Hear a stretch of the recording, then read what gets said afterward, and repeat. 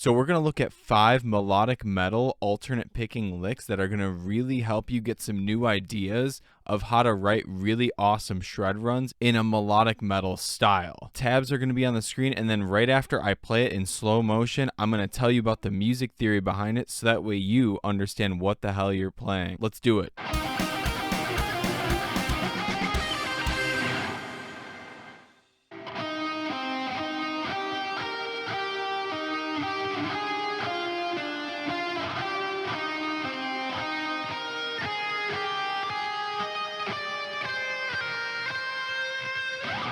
So the first lick that you just heard was a nice little C minor run filled with arpeggios and a little bit of a scale run at the end. I start off with the C minor arpeggio, but then I go into an E flat major arpeggio and then into a diminished arpeggio.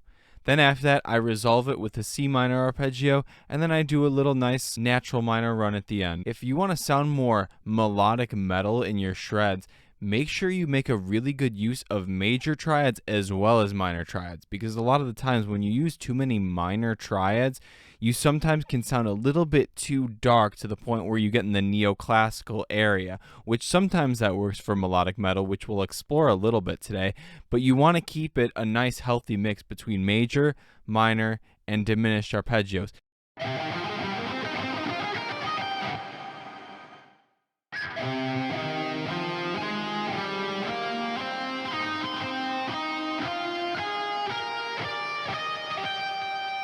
So this next alternate picking lick is using thirds and fifths. Let me explain. C to E flat, and then F to A flat in the very beginning. Then I started to explore other thirds, like G minor, and then back to C minor. Thirds are really nice for building melodies and building little shred runs. Without the third, it can sound a little bit more blocky and power chordy. Fifths are okay in some contexts, especially with cadences, which I did at the very end. Simply B flat major into E flat major.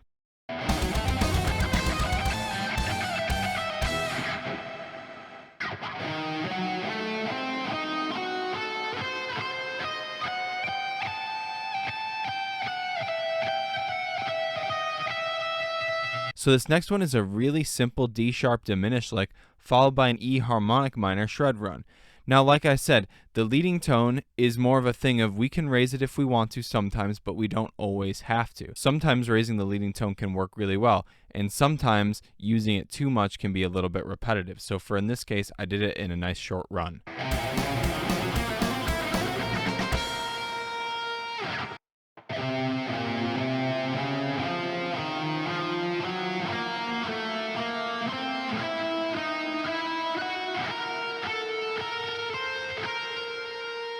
So this next one is another really good example of exploring really weird chords and having some nice choirs in the background. So in this case, we're in the key of B flat minor, and there's a really good reason for that. But all I really did was use the harmonic minor scale into a diminished scale, which if you don't know the diminished scale, you should check out my video on diminished scales. It's really weird because we often don't explore a lot of the keys that are open to us.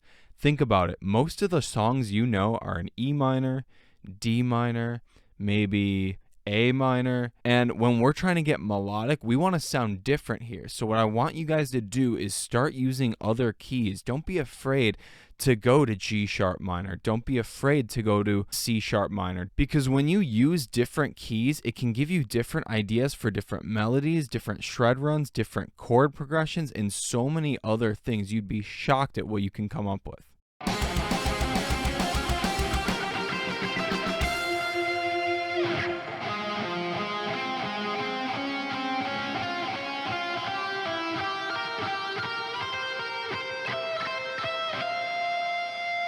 This next one, we're in F minor, and we're using triplets for our rhythms, and we're also going over some really nice arpeggios.